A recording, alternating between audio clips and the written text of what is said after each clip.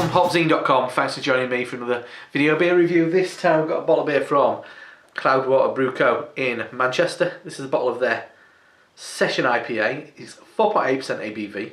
Got loads of details on the back of the bottle. I'll tell you about that in a second. Fantastic looking artwork on this bottle. The current range. This is one of the things about Cloudwater. They have seasons. I guess like a fashion house really. So this is part of their spring season range. I think every season will have 8 beers. I think it is.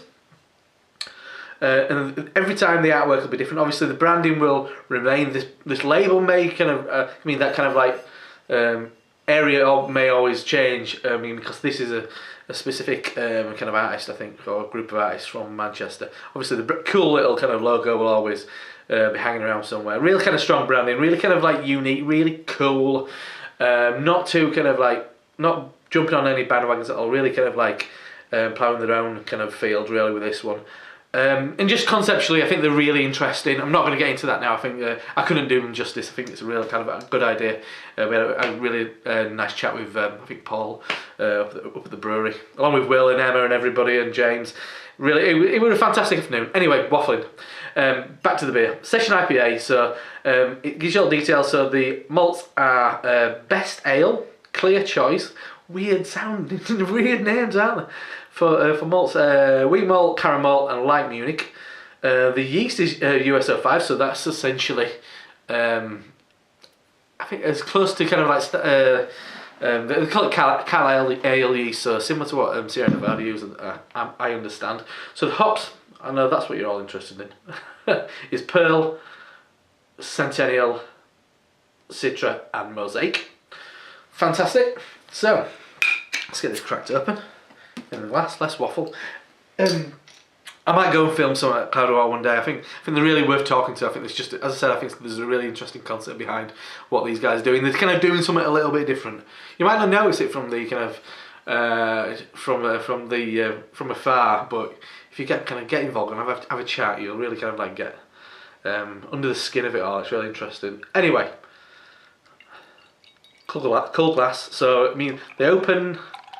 I think it's every Saturday. You buy a ticket. They've got some tables set up in the brewery. Table service. It's really good. You buy a ticket on their website. You go along. You've got various options. You get some tokens. You can spend them on the beers that are available that day. You buy t-shirts. You can buy bottles to bring home. But you also are sent home with a glass. I mean, and I think a couple of breweries are using these style of glasses, but it's the first one I've ever owned. It's a really cool little thing. It's reminiscent of some of the work Spieglein have done. I said cool branding once again. Anyway, less waffle. So beer in the glass, pale gold, slightly kind of like burnished edge to it. The head just off white, pale beige. Let's give it a swirl and a sniff. Oh yeah. It smells like a bag of fresh hops. It really does. It does smell like you've walked in just towards the end of the boil. Getting lots of there's fresh pine, there's lemon sorbet. There's something slightly more earthy in there. Maybe that might be the pearl. It's not a hop that I'm that aware of. Not that familiar with, I guess. Because there is an earthiness to it. There's dandelions, slight kind of skunky edge, and I don't mean that in the kind of like, clear glass kind of issues. I mean the kind of slightly illegal issues.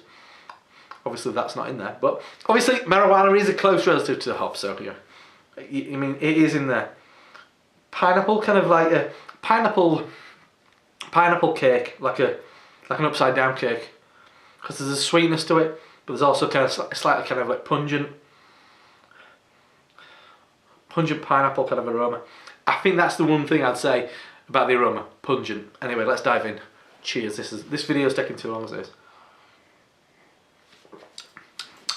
That's really nice. Really quaffable, but with a good amount of character as well. A good amount, enough to keep you kind of interested, definitely. First thing that I'm hit with is slightly spicy a slightly spicy orange, kind of like a blood orange with like a sprinkle of cayenne pepper and cinnamon on it. There's a tang to it as well, slightly resinous. Big flavour for a beer of this ABV. Yeah, really nicely done. I mean, there's this kind of wave of session IPAs. I think this is right up there with some of the best ones. Yeah, once again, quite a pungent, kind of wildflower thing going on. Grapefruit, dry, pithy bitterness towards the end. But there's a robust quality to this beer. It's not lightweight. All these session IPAs often really over hopped. They're a bit like hop tea. And this really doesn't go in that direction. When I say tea as well, that reminds me, a bit of kind of jasmine going on. Maybe something about it. Take away the mintiness of like Moroccan mint tea, but with that kind of addition of brown sugar. Everything else that's slightly kind of like black tea leaf as well. Love it. Really nice stuff. So that is a bottle of Cloudwater Session IPA. 4.8% ABV from Manchester. Check them out. I think probably your best option online to buy this beer is probably going to be Beer Rates as well. I strongly recommend checking them out. I mean, give them a look. I mean, for these couple of months, these are the beers you're going to be seeing. Next time round, who knows what it's going to be? I don't think they've got a rough idea what they want to do, but things will change. They're an exciting, nimble kind of. Well, nimble is a word, I guess. They can change their direction whenever they want. They can do as interesting things as that and creative things as much as they want. It's really exciting. I'm a big fan. I'm Rob from HopZine.com, and I'll see you next time. Cheers.